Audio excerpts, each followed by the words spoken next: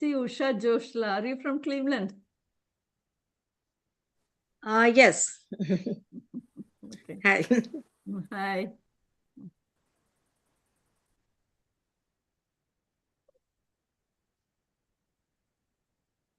Have to share. Just getting my cushion.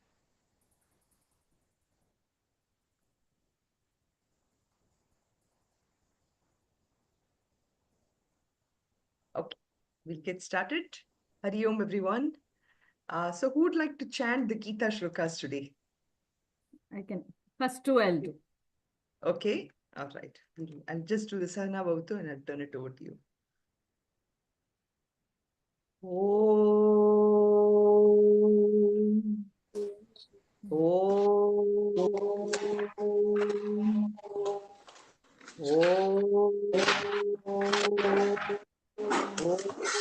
Sahana Bhavatu. Sahanau Bhunaktu. Sahaviryam Karavavahai. Tejasvinavadhitamastu ma vidvishavahai. Om Shanti Shanti Shanti.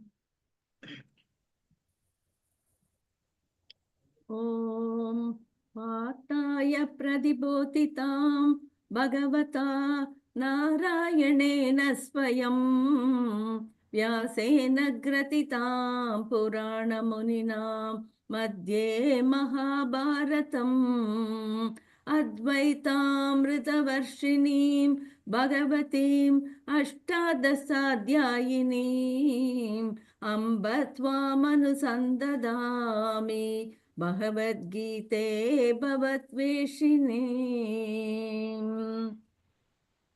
Namostu te vyasa vishala buddhe Pullaravindaya papatra netra Ena tvaya bharata talya purnaha Prajwalito jnanamaya pradipaha.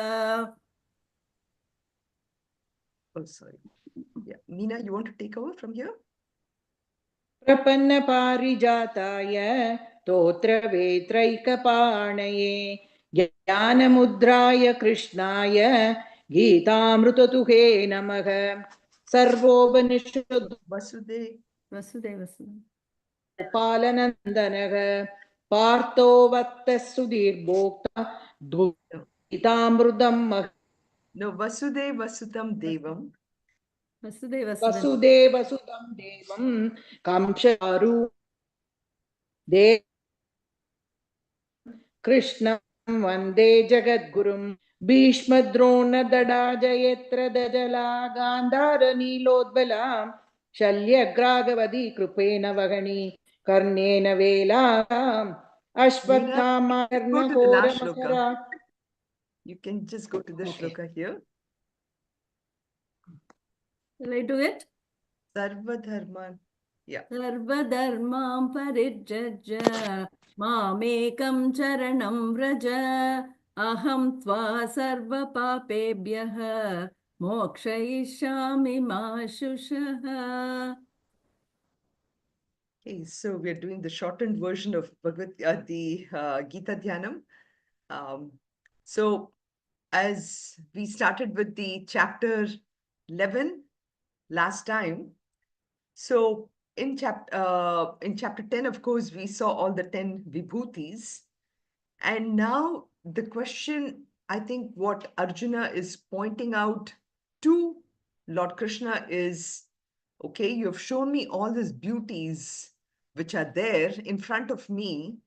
Now show me, how can I really see it? What is it that is going to make me, how can I really get that entire cosmic vision? That is the question that he's asking here. So in reflections, I thought, we can ponder upon the particular word, which Meena, thank you, Meena, for pointing it out. Uh, Basically, what is this cosmic vision that we are really wanting to understand? As we discussed last time, the yoga of this chapter, it's called as Vishwarupa Darshana Yoga. So what exactly is Vishwarupa Darshana Yoga? Does it really mean that I'm seeing all the gods, all the, what is that? They have a certain number, right? Which is 33 crores of gods or something like that. That much number of gods we have. Are we seeing all that? Or are we seeing the one God in many gods? Are we seeing many gods in one God, or are we seeing one God in many? So, what exactly is Vishwarupa Darshana? So, Darshana means really the drishti, right? The my look on everything. Today, my darshanam is happening more and more and more in the material world, right? So I take in all this darshana of things which are in front of me, which are inanimate, which are temporary, which are not sustainable. That's the kind of darshana that I'm doing every day from the time I get up. But Vishwadrupa Darshana, Vishwarupa meaning that, the whole world, Rupa meaning form, and Vishwarupa Darshana Yoga, actually it should be Vishwarupa Ishvara Darshana. So seeing the whole world as the Lord. So that is Vishwarupa Ishvara Darshana. And this, so Vishwarupa, in other words, is the um, big name, or Brihat, we would say, the gigantic. Think about how big your mind can actually take you to. Okay, today, we can take our mind up to, say, Mars. Up to Mars, I know that there is something there. Or if I have a telescope, I can probably see all the planets. I can go and see the Milky Way. I can probably do something more. But think big. That's what is Vishwarupa. Think how big you can actually take it to. And that is that vision of Ishvara. Now you substitute the word God or Ishvara for something as huge that one I can think of. So that is how, Vishwarupa Darshana means. So it is the my perception of the Lord. So Vishwarupa Darshana meaning going way, way beyond something which I can even imagine. So that's the whole part of this one. So in this particular chapter, that is where Krishna is making us really go beyond that. So does that help you, Meena? And does that make sense? Yes, that's what I asked. It's a combination of all the gods. So I just wanted to make sure I understood it correctly. Right. Yeah, it's beyond just the combination. It is actually how can I push the limits of my own thinking? To what extent can I go out and imagine who this Ishvara is? Okay. Today, we tend to limit Ishvara to a particular idol, to a particular form in my mind. For example, I look at Ishvara as, say, Ganesha or Lakshmi or Narayana or Shiva. To me, that's my limitation of sometimes of who that Lord is. Of course, in and through those forms, I'm actually focusing upon the greatness of the Lord. For example, if it's Rama, I think about everything about Rama as a brother, as a father, as the husband, as the king. All these comes into my mind, but I'm limiting myself to one form. And Ekarupa Darshana. Here we're looking at Hmm. Vishwarupa Darshana. Okay. Okay, Okay. beyond. So uh, in many ways, I think what you said, yes, it's a combination of the Lords, but even beyond that. So Okay. something to such an extent that you can even drop the rupa at some point. But of course, 11th chapter is not talking about nirguna. It is talking about that form of the Lord which encompasses everything. That Lord in which all the forms are there. It's not that the Lord is in every form, but all the forms are in the Lord. And again, Okay. going to the example I gave even last time, all the bubbles and everything are in water. It is not that water is in the bubbles, everything is in water. So once we do this, we can actually even understand then the Shruti Sthiti Laya concept, uh, um, meaning creation, the sustenance, and the dissolution, all these things. So that's what you said. I am the, instead of saying I am the creator, Krishna says, I am in all the creations.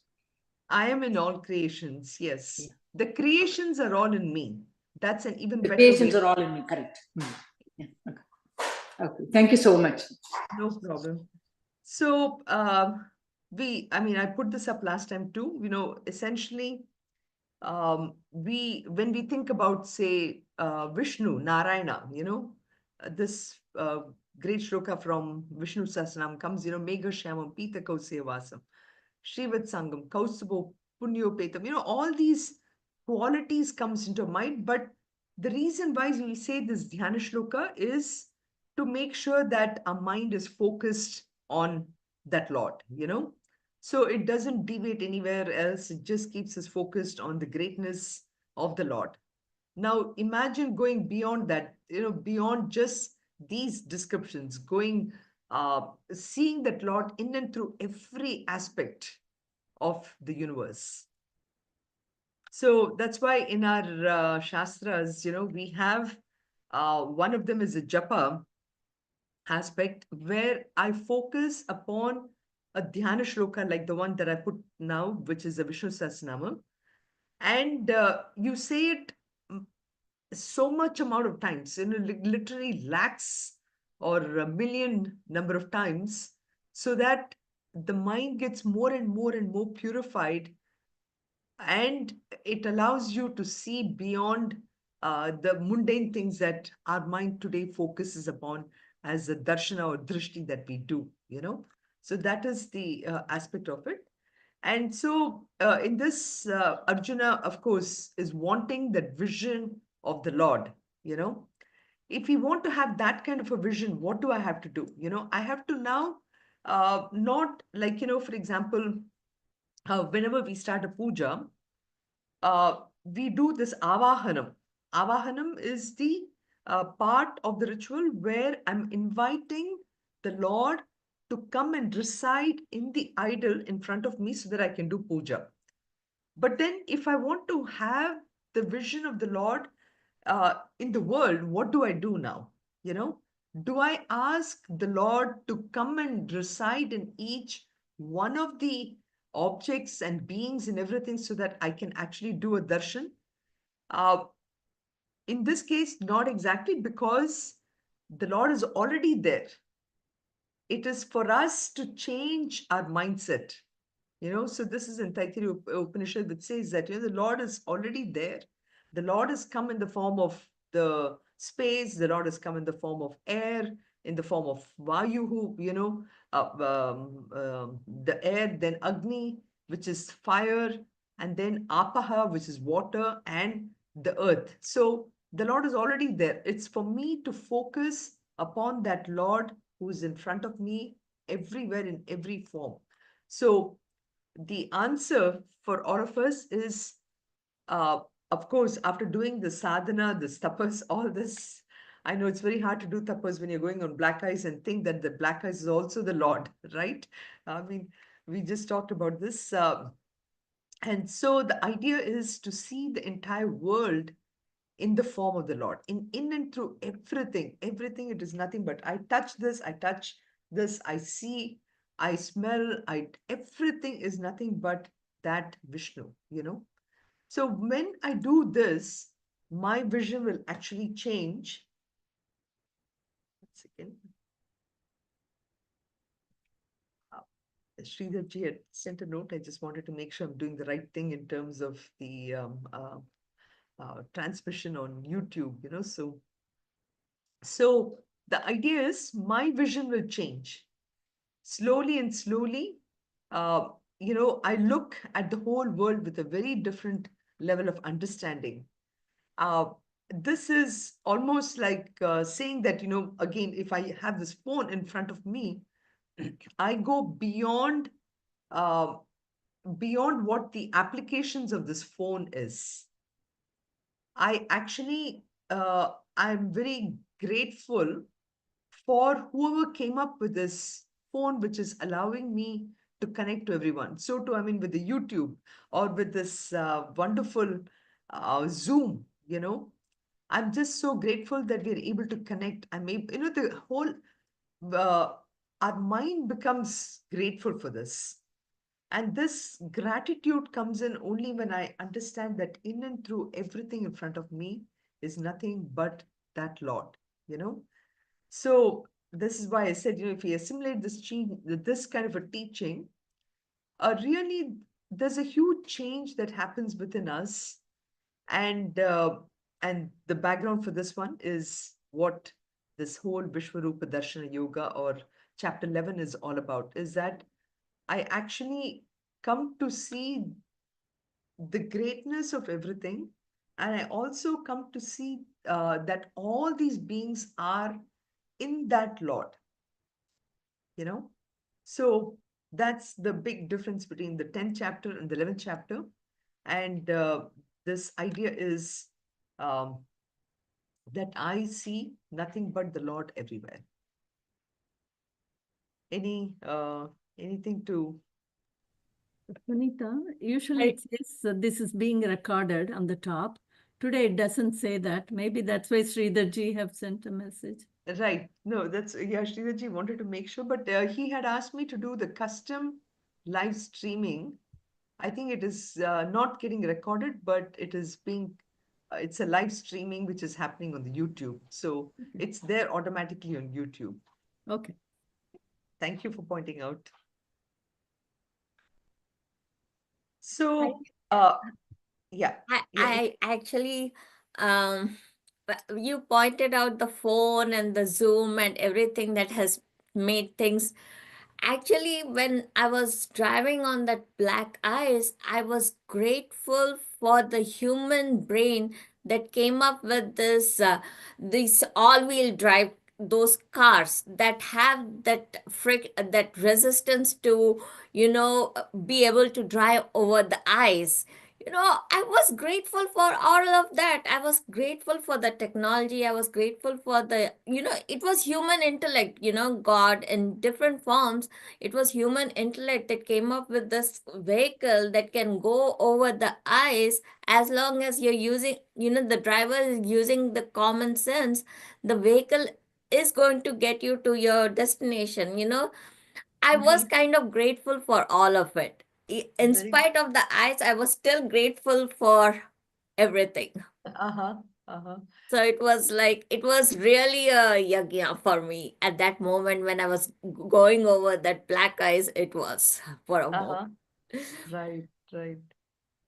No, I think this is what Bhagavad Gita is taking us through. And once I understand that everything is that Lord, everything is in that Lord, everything is in Him, there is a sense of gratitude. There is a sense of an awesomeness. Okay. And when I have that, I know that I'm not far away from the Lord. He's always there to protect me. I don't have to be afraid of anything. Then my mind becomes very peaceful, and I am just surrendering. Complete surrender is there at that moment. Otherwise, I'm constantly thinking, I'm just using your example, what you said. When I'm driving, um, if I think I'm totally in control, that is not true. I am steering my steering wheel, using my brakes in a proper manner, but I'm definitely cognizant of the fact that I am a small thing in this big, vast thing, and He will take me there.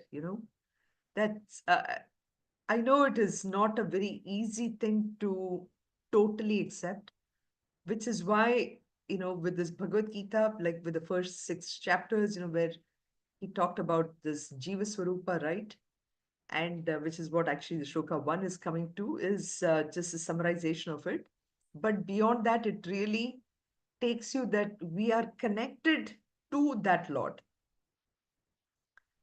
That connection is really, really so important. And of course, that will come in the third part of it.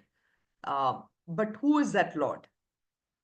And what is my relationship? All that will come in the third part of Bhagavad Gita. But first, I have to define who that Lord is.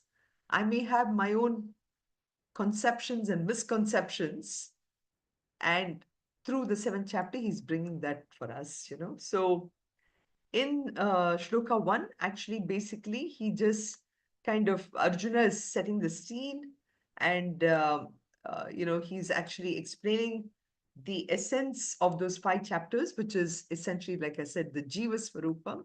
What is the essential nature of us? He wants to give us an idea. And from there, he's first, of course, from the 2nd chapter, if you remember, we talked about, who are we really, the physical body. We kind of define the physical body is nothing but this, Vasamsi Jirnani Yatha Vihaya, those shlokas, where the physical body is only a kind of a temporary dress that have been given for to fulfill whatever desires I have in this life. So this day, if I look at it as my one lifetime of this jiva, whatever dress I'm wearing today is only to satisfy everything that I have to do today. Correct? So if I have to say go for a wedding, or if I have to go for an American wedding or whatever, and if I have to wear a particular dress to suit that occasion, and I mean, literally, if I can imagine in one day how I'm going through, what is it that makes me wear this dress or whatever, I can imagine how for my entire life, what kind of a dress I've been given to do it. So that's what the first 6 chapters are really going into. And then, this part of the mind we discussed in the third chapter on, there was quite a bit of discussion of that. And 6th chapter, of course, we discussed about how to quieten that mind.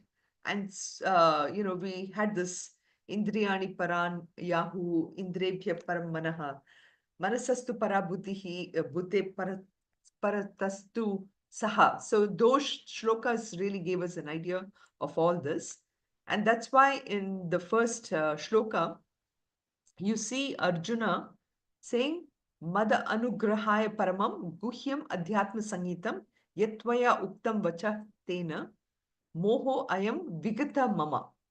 So, I mean, think about how far the journey Arjuna has already come, He had started with, actually, these are questions which I really wanted to have for you. Let me, before we do that, we'll come to the shloka again.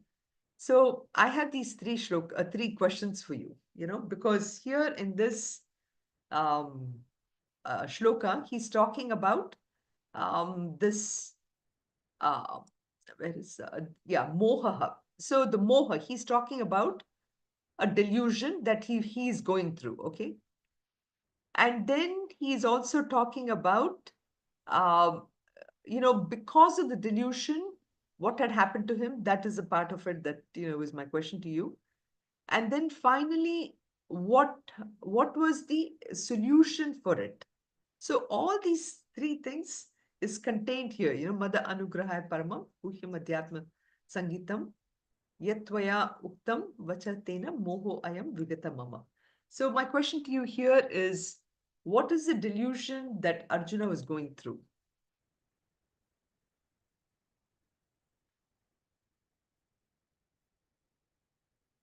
Especially the 2nd chapter, I think the first few shlokas he talks about it.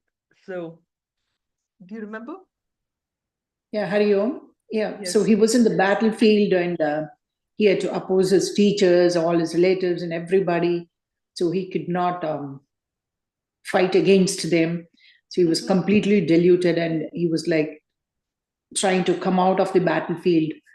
Right. And so that was the delusion he That had. was a delusion. Yes. So what was the His teachers. consequence of it?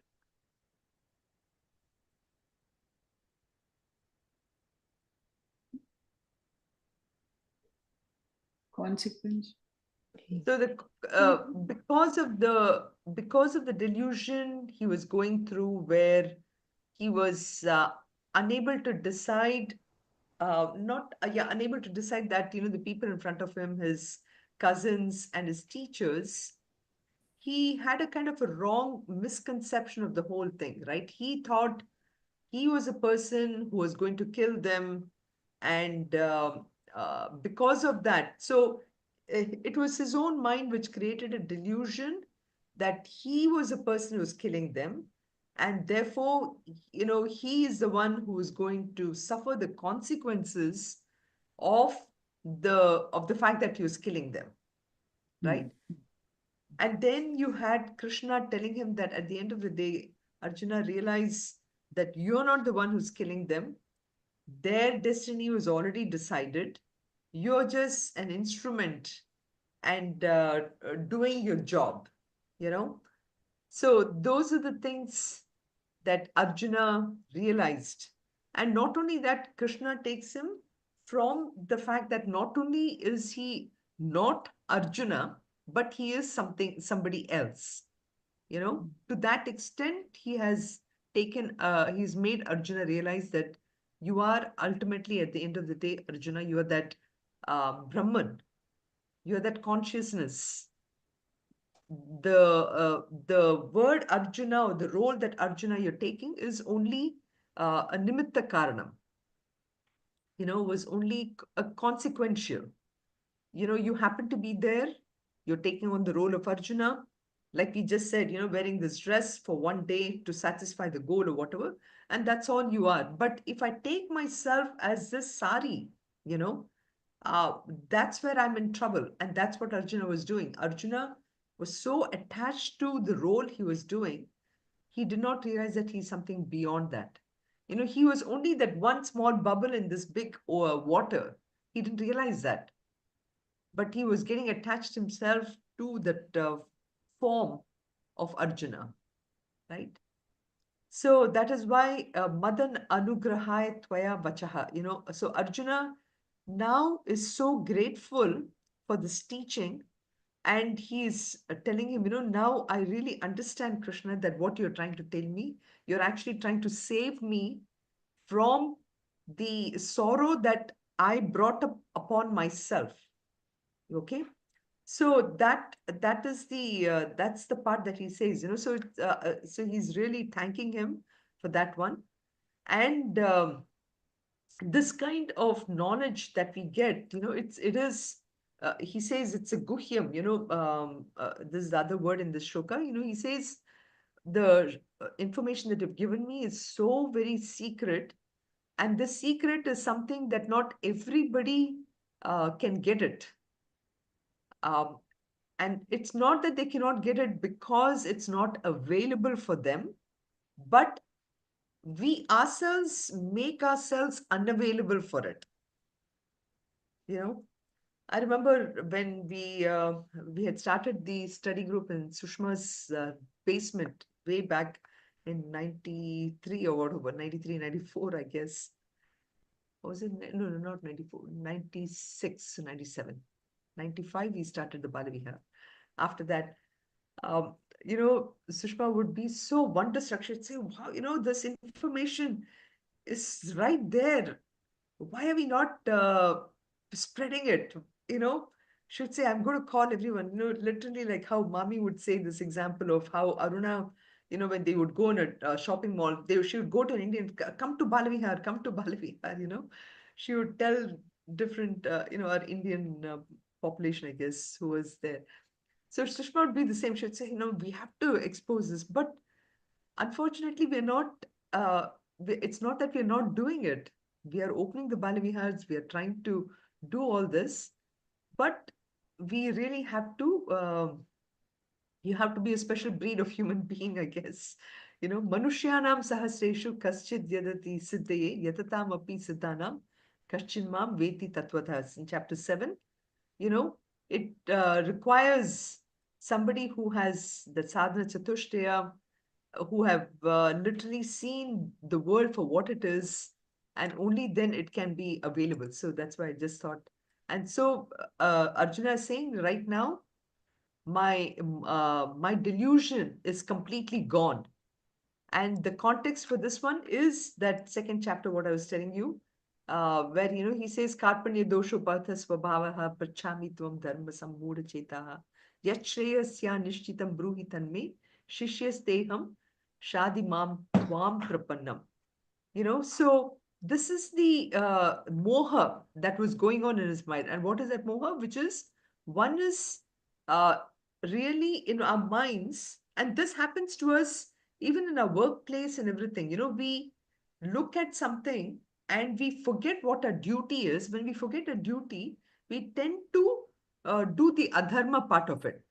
Like taking shortcuts, or misunderstanding a situation which has come in front of us. So this is exactly what Arjuna was going, which is dharma adharma moha. That was one kind of delusion. Okay. That is in the form of his duty. Second thing is the at a much higher level, the atma anatma moha, taking ourselves to be something which we are not. Okay. So these two critical things is the moha that we are going through. And Arjuna has now recognized that aspect of it. And he is saying that, okay, Krishna, you have now given me so much of knowledge, so much amount of thinking to do, that I'm actually, my delusion is vigata, is completely gone here. So for that, Arjuna is so grateful to him. So he is so grateful for the compassion of Krishna coming into his life and giving him that knowledge of this. So that is this is why he says, Madan Anugrahaya, out of compassion, you've given me that greatest knowledge, that greatest secret, which is about Adhyatma, about my own true self. And by this, my delusion is completely gone.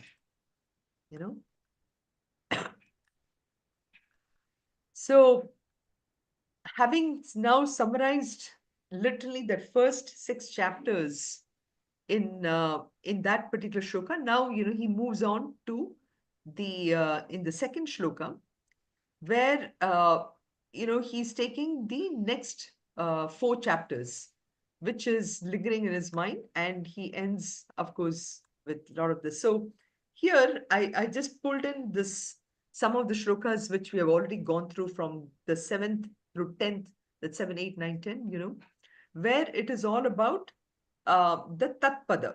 So the first 6 chapters was about the Twampada in this Mahavakya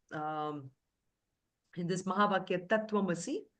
So these, like for example, he says, in chapter 7, Etad Yoni Bhutani Sarvani iti Upadarayam Aham Kritsans Jagataha Prabhava Pralayasata. So that transition is happening, where he's saying, he's talking about his lower self and his higher self, and what is the source, what is really the dissolution. This is from Shloka 6 of chapter 7.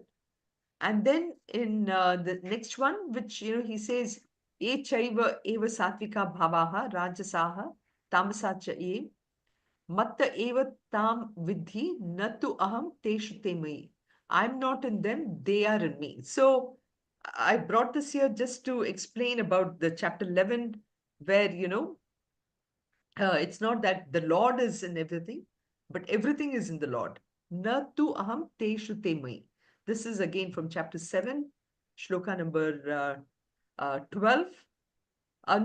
This is this is also from shloka 6. I'm sorry, 7, chapter 7. And then Maya Adhyakshena Prakritihi Suyate Sacharacharam Hetunanena Kaunteya Jagat Vipari Vartate. So whatever there are, no, they are all born from me alone. So both the moving and this one. And Aham Sarvasya Prabhava, very, I think I'd mentioned last time itself, how important the shloka is. Aham Sarvasya Prabhava, Matta Sarvam Pravartate, Iti Matva Bhajante Mam Buddha Bhava Samanvitaha. So, understand that everything comes from me alone. So all these shlokas, I'm just connecting it to our shloka number in our shlokas here. And then, of course, this is from chapter 10. And then this is the last one. Tesham satati yuktanam bhajatam priti purvakam dadami buddhi yogam tam yena mam upayanti te. So he finally, he says, please, again, the 10th, this one. For those who are united, this one, Krishna is saying, I confer that knowledge only to them. So Arjuna has heard all this up to this chapter 10. And therefore, he is going to make a really bold request to Krishna about it. So that is what he's, bhavapyayam hi bhuthanam shrutau vistarasho maya tvakta kamala patraksha mahatmyam api cha avyayam.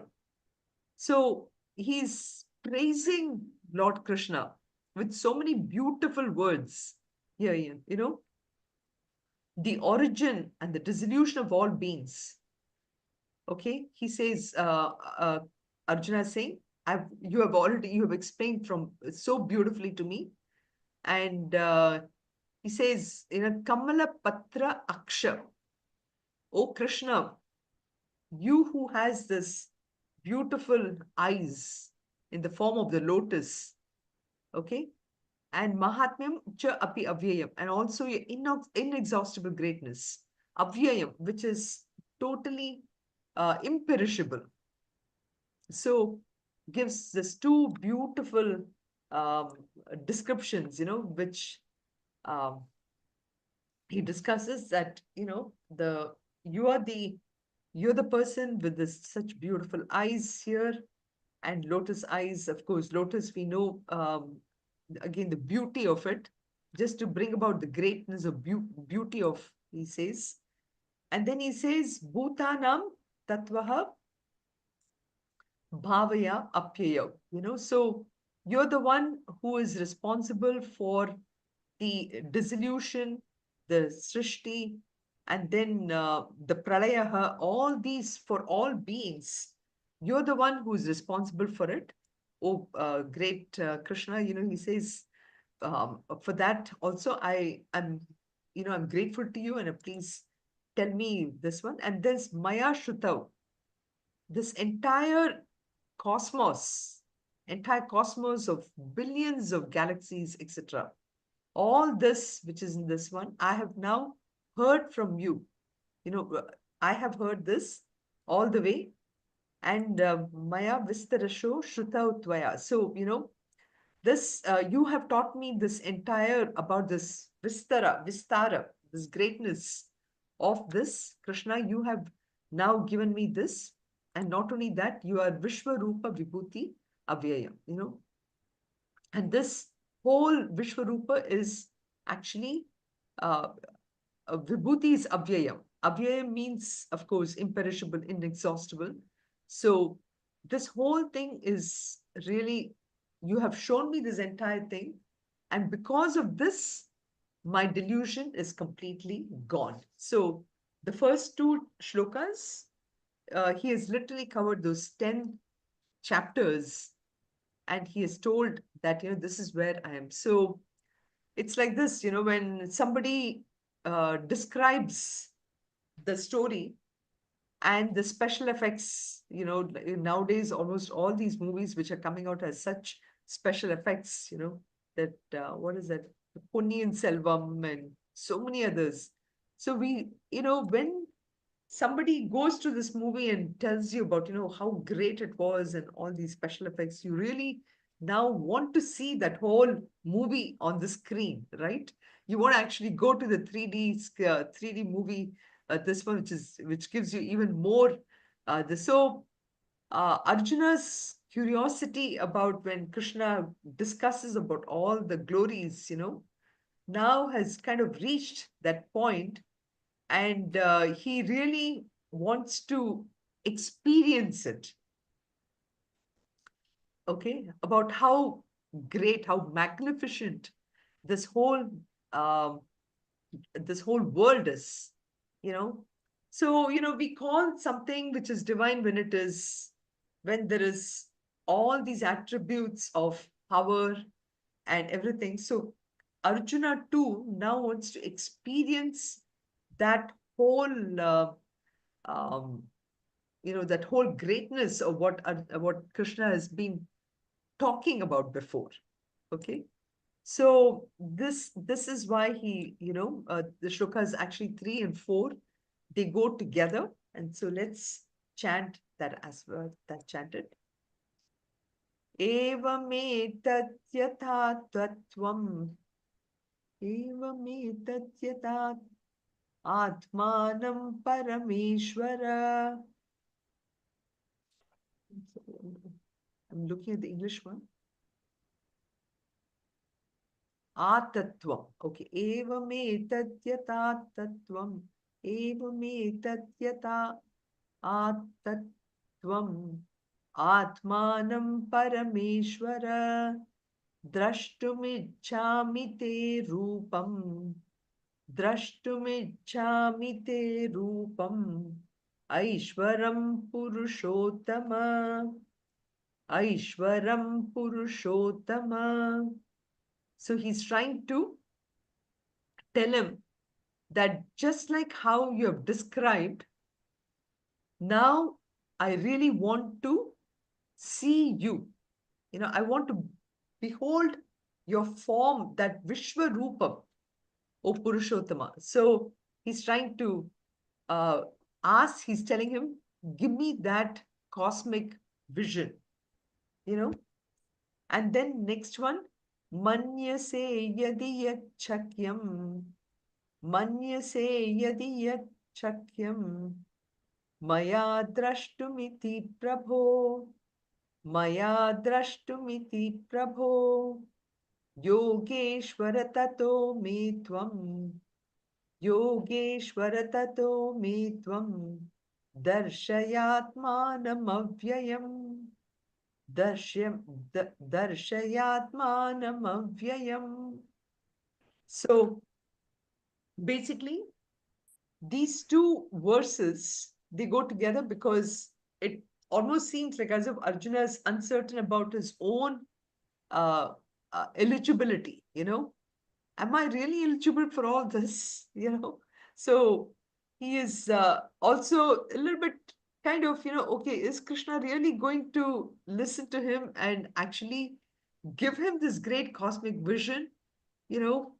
Sometimes we do this too. We want to go to the boss and ask for a promotion, but there is something behind us am I really qualified? What if my boss says that, I need to do even more work, or I need to get more qualification or something like that. So it almost seems like that's how, Arjuna is really asking Krishna, do I really deserve this? And on the other hand, I will actually be, say, highly grateful to you, O Krishna, if you really show me this great vision of yours. I mean, he's really pushing it, right? He's really pushing it and asking for the best thing that can ever happen to him, So he calls him Parameshwara, Purushottama. Parameshwara meaning that Supreme Lord. He is totally recognized. There is really no other boss that he can ever really have, So he calls him the Supreme Lord, the controller, and not only someone who is, from the previous shlokas, right? Not only someone who has created the world, but one who has sustained the world, one who is actually is responsible for everything of this world. So I need to really understand that, Krishna, he says. So that's why he calls him Param Ishvaraha. You're the one responsible for the great creation. You're the, Sthiti Karana Bhutaha. So not only that, on top of being not just being the Param Ishvara, but you're also Purushottama. Now, Purushottama also means, the Uttama, the most supreme Lord. Okay, the greatest Lord. The word Purushottama is actually, it has got a very, it's very philosophical actually in its meaning also, which, of course, we have to wait till the 15th chapter for the Purushottam Yoga, right? So there, he will really take you to the ultimate form of that Supreme Lord, and which is, there's no more of Saguna Rupa. All the Saguna Rupa will end with this 11th chapter. 12th chapter, of course, is only Bhakti, where, that aspect of surrender element and all we'll learn. But in the 15th chapter, he will actually talk about the Nirguna aspect of the of Lord Narayana, Lord Ishvara, So that we'll see. Now, the thing is, the word Parameshwara is generally used, we always think about Lord Shiva, right? But Vishnu is also Parameshwara, and Purushottama is conventionally used for Vishnu also. So by using these two words, Parameshwara and Purushottama together, actually Vyasa wants to make sure that we understand in our mind, as much as we are Shiva Bhaktas or Vishnu Bhaktas, Vaishnavites and everything, he just wants to make sure that Shiva and Vishnu are one and the same, So you can continue to you can either wear a vibhuti or you can wear a namam, but, so Bhagavad Gita is meant for everyone, not just, so he's being very diplomatic here. So, etad yatha tvam atha. So he's telling Krishna, whatever you're teaching me, okay, I totally get it. I totally understand where you're coming from. I have no difficulty at all in accepting your teaching, because it's, you explained it so logically, step after step. You understood my mind. You knew what my doubts are. You've done all this.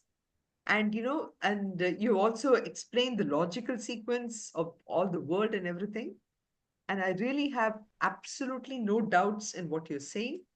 And therefore, yatha tatvam atha evam eva. So just give me as is, I will be able to totally get it. So just tell me that. So I know we have come across similar kind of phrases in previous chapters also, where Arjuna is telling Krishna that, tell me exactly what you mean. So Atmanam here, Atmanam means he's actually asking the description of Krishna. What exactly, give me this which is completely acceptable. So that part of it. So Atmanam, tell me exactly how, this one. So without, of course, tell me your complete nature. So etad yata tvam yata. So make sure that I totally understand by what you mean by this. So we'll stop here. We will continue with just a little bit on the 4th shloka, which is left, but we'll do that next week. Okay. Any questions or any doubts?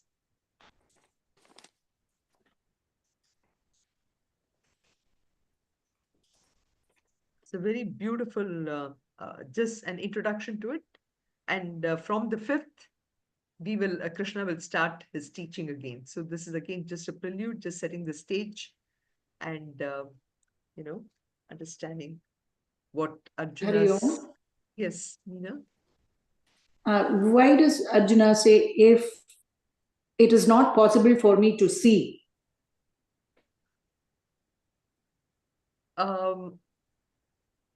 say that In again. this fourth sloka, if you think it is not possible for me to If see, you think that it is possible for me to see it, O Lord, then do you please show me your imperishable form? why If does you he think, say it why is does not he? possible? So that's why, you know, I use that example of the boss and the employee. You know,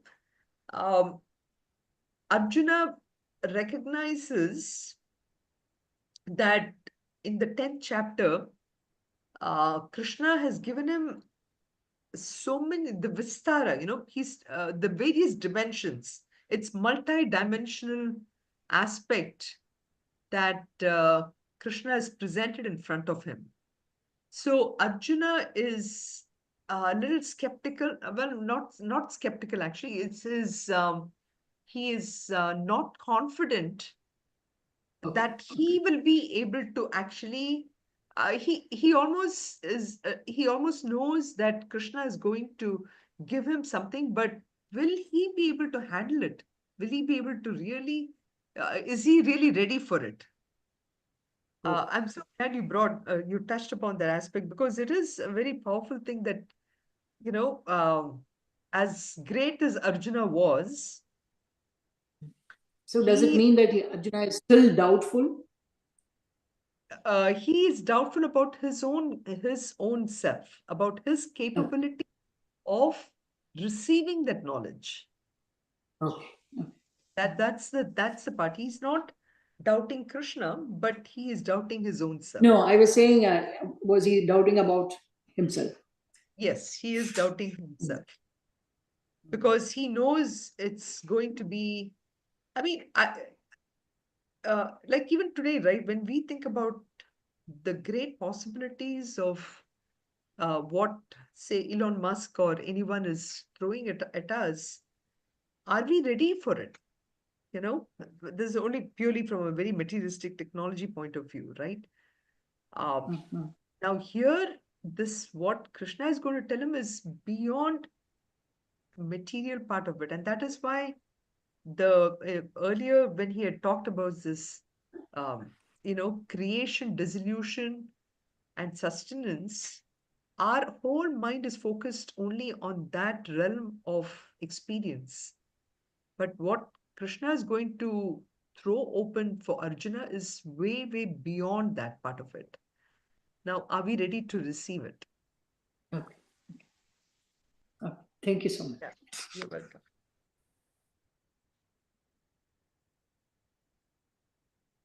So, yes, we talked about this last week. I put this date 25th, and then I realized that we had said that we will not have for 2 Wednesdays, right? Because it's coming exactly on the 25th and the 1st, and perhaps you might be busy with this. What do you all think? Do you think you are free, or should we give a 2-week break? I think it's holiday time, I think. Busy. Yeah, I'm not Correct. free, Sunitha. Right, right. Thank you, Usha. Yeah, that's what I thought so too, you know, that you'll be taking this time to for vacation, part of it. Yeah. So we will meet on from 2 Saturdays. I'll send a note, of course. It won't be Thursday. 25th, it won't be Thursday. Thursday. Ilila, what date is that? 8th January. 8th. So Wednesday. we'll meet 8th. on 8th January. Okay. Okay. Sarve bhavantu sukhinah, sarve santu niramayaha, sarve patrani pashyantu, ma kasyat dukkha bhag bhavet. Om Shanti Shanti Shanti. Om Purnamadav Purnamidam Purnat Purnamudachyate Purnasya Purnamadaya Purnameva Vashishyate. Om Shanti Shanti Shanti. Hari Om Shri Gurubhyo Namaha. Hari Om.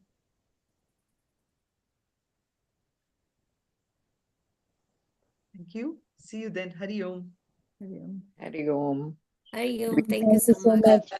Wish you all Happy New Year. Merry Yeah, wish you Christmas. all- Yeah, happy holidays. Happy holidays. New Year. Thank you. Thank Bye. you. Happy holidays Yeah, to bye, you. everyone. So, Bye. Thank you, Amma. Thank you. Your throat is okay now? Yeah, much better, much better. Oh, good, good. Yeah. Thank Take you. care. Bye. Thank Happy you. holidays, everyone. Happy Happily. holidays. Happy Bye. holidays. holidays, Bye. everyone, too. Yeah. Thank And you. a very, very happy new year. Yeah.